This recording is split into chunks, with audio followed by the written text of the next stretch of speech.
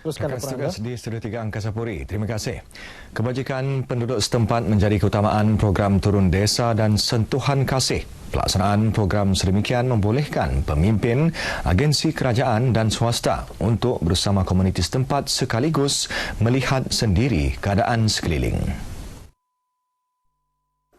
Program Anjuran Jabatan Kemajuan Masyarakat bersama Jabatan Kesihatan dan Pejabat Parlimen Labuan membolehkan pelbagai bantuan disalur kepada penduduk memerlukan. Sumbangan antara lain membantu memberikan persekitaran kehidupan yang lebih selesa, terutamanya mereka yang kurang berkemampuan.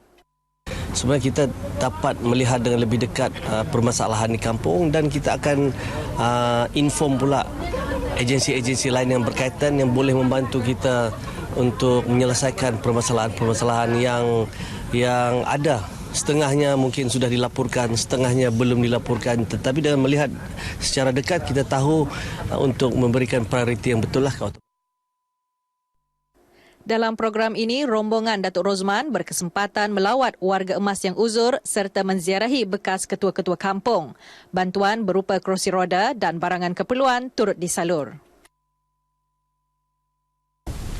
Kerap kali masyarakat diingatkan untuk terus mengamalkan gaya hidup sihat dan menjalani saringan awal mengenai pencegahan kanser. Pengarah Jabatan Kesihatan Labuan, Dr. Ismuni Buhari mengakui tahap kesedaran dalam kalangan masyarakat perlu terus dipertingkat dari masa ke semasa. Pengesanan peringkat awal kanser adalah penting kerana peluang pesakit untuk menerima rawatan yang baik dan berkesan. Jabatan Kesihatan juga sentiasa melakukan pelbagai usaha untuk meningkatkan tahap kesihatan penduduk. Ini kerana penyakit kanser merupakan salah satu penyebab utama kematian di hospital-hospital kerajaan dan swasta di negara ini. Teks ucapan beliau dibacakan timbalannya Dr. Muhammad Zaki Abdul Hamid pada kempen pencegahan kanser peringkat Labuan di Kampung Ganggarak.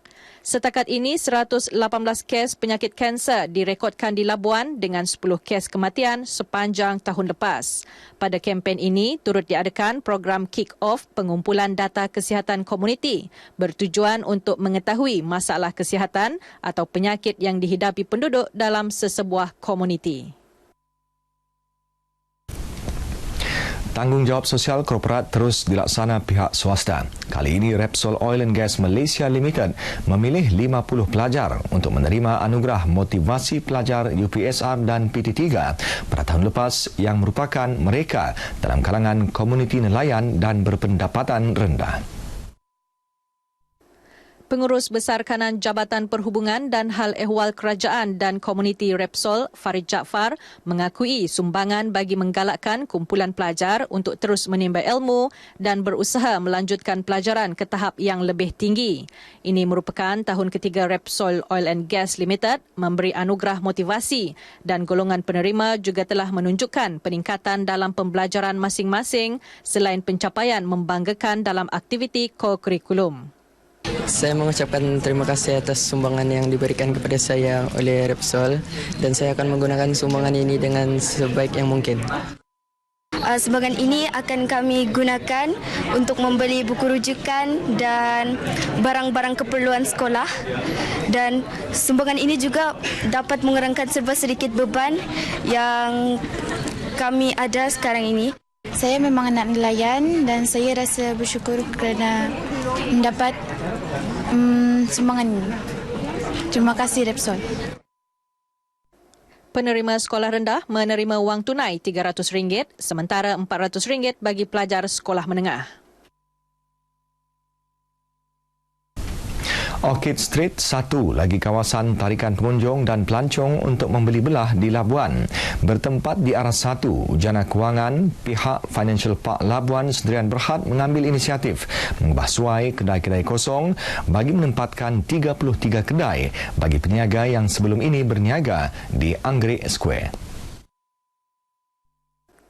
Penempatan semula peniaga ke aras 1 memberi ruang di aras bawah untuk pihak pengurusan merancang lebih banyak aktiviti dan promosi menarik lebih ramai pengunjung. Ruang baharu ini membolehkan perniagaan kumpulan peniaga lebih selesa, kemas, selamat dan teratur. Dalam pada itu, pihak pengurusan telah bersetuju untuk memberi pengecualian sewaan sepanjang Januari hingga Mac ini. Rata-rata peniaga mengharapkan sambutan positif dalam kalangan pengunjung.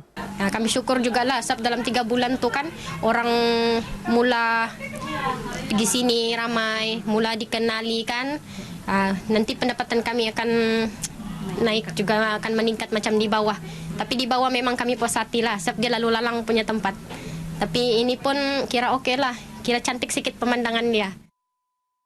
Harap-harap pengunjung atau pelancong-pelancong dapat datang ke sini, lagi dapat memeriahkan di kawasan Ujana ni lah, wakil dari bawah dulu. Jadi sekarang mudah-mudahan kalau ramai pergi sini, pendapatan kami pun insyaAllah bertambah. Setakat ini sahaja laporan dari Labuan. Kembali semula ke Angkasa Puri bersama rakan setugas untuk laporan lain N5. Salam hormat.